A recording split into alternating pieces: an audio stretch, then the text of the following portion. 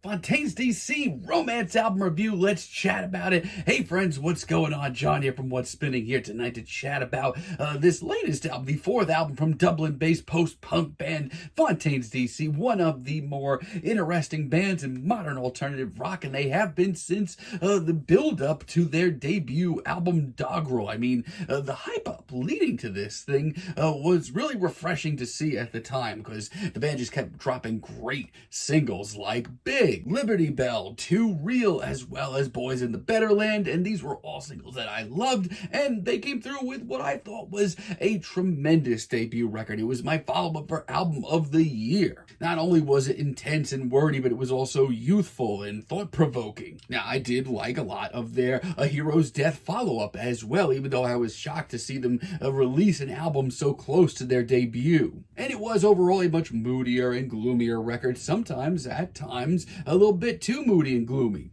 But I did still really love what the band was doing. Now, the last album that we heard from the band was Skinty Fia, which at the time I did enjoy, but with a lot more listens, I've enjoyed it quite a lot more, probably even more than A Hero's Death at this point. The band did seem like they were trying to get away slowly from the sounds that they had gotten on the map with, and I was fine with that, but the overall gloomier side of this record continued to shine even brighter this time around, with singles like Jackie Down the Line, Bloomsday as well. Now, leading up to this thing, this has been one of the most anticipated albums of the year on the rock side of the spectrum. Singles like Starburster and Favorite have been some of the bigger rock singles of the year so far, but also I've reacted to, I think, all four of the singles leading up to this thing, and my one takeaway from all four was that I really didn't see much cohesion here, that this record seemed to be going a lot of different spaces, and yeah, it definitely does, but that's not a bad thing. This album starts off with its title track, Romance, and I love the hell out of this thing. I think it ushers in the sounds of this album in a really great way. It's very moody, it's super dreary, and it's surprising to just how far they push that sound. You know, they've been working with this sound for a little while now, at least since A Hero's Death, but my god, this just sounds straight up gothic. And it comes out great. The patience here is really refreshing to hear from the band, and Grant Chatton's performance is haunting. The bells in the background are a really nice touch as well. This is an intro that really grabs you. However, this album does go a lot of different directions from here. For one, we have the Starburster single. This thing has really blown up in a way that I didn't see coming.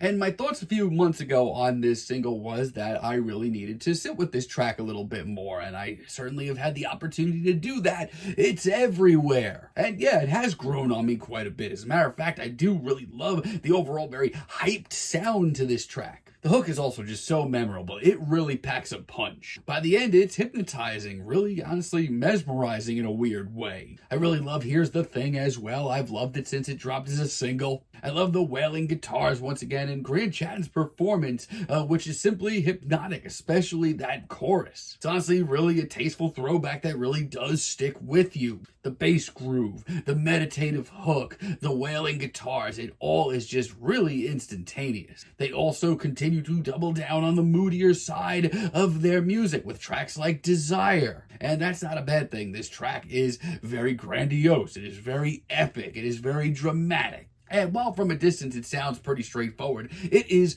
gloriously textured, and then it takes off into a much more upbeat tune. It builds so well, the gloomy riff, the twinkling synths. Not only that, but just the track just gets so beefy once it gets rolling, and I really do love it. You know, leading up to this record, I was worried that a lot of these different flavors weren't going to mesh well into a cohesive project, but I was wrong. Also, Bug may be my favorite deep cut of this record. I love how tragic and almost bluesy this is. Really love the guitar work here. The storytelling as well. Just Grant Chatton's performance as a whole on this track is one of his most commanding and most interesting performances. Picks up nicely, really memorable riff. The band just sounds like they are in a great spot. And if anything, this album just comes off as a flex, if anything, on just how many different styles they can kind of hone in on. Now, for me, I definitely like this album probably more than albums like A Hero's Death, but for me, I still haven't gotten to the hype that I was feeling on their Doggerel album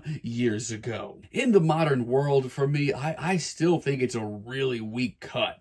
As a matter of fact, hearing it in line with the rest of this record, I think it's even weaker. This album as a whole is probably the band's most emotional effort, and then you have this. The band goes from sounding mysterious and experimental and genuinely like they're trying new things to sounding half asleep. It's just so flat, especially after how gigantic Desire is. And Motorcycle Boy is just so disappointing. I mean, the hazy, hard to place riff and the atmosphere that comes with it is really, honestly, one of the cooler risks that the band takes on this album. They just don't do anything with it. They sound more bored than emotional, or dare I say experimental. I mean, we barely get any material on this track, and the little that we do get is really one note. But for the most part, I feel like this may not be the band's best album, but this album absolutely lived up to the hype, and it's just another reason that they're one of the more interesting bands in post-punk and indie right now. Sundowner, this track, wow. What a ridiculously cool deep cut. This is easily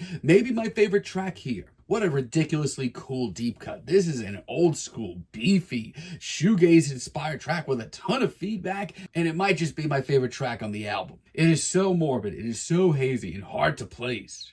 It's one of the most unique sounds on this record, and I honestly hope we hear a little more of it in the future.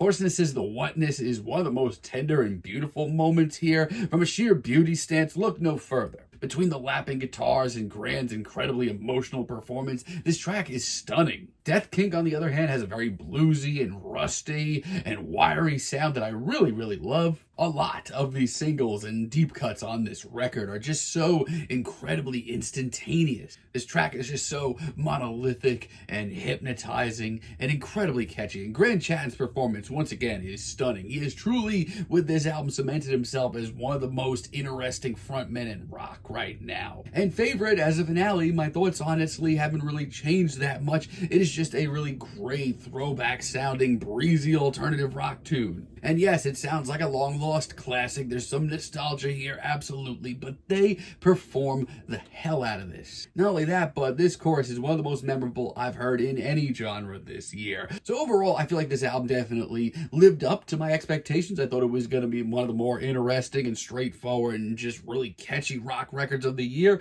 and that's exactly what this is. I don't think that this is their worst album, but I also don't think that this is their best album either. I still personally would very much rather listen to Doggerel, but right now, Fontaines D.C. are doing something very right. They are bringing a spontaneity and looseness back to these genres, and doing it with such commanding performances and great production. I can't say no to most of this record. I'm feeling a light 8 on this album, but let me know what you all think down below. If you liked the video, be sure to give us a like, give us a subscribe, and let me know down below what you would like for me to chat about in the future. And until next time, have a great day, friends.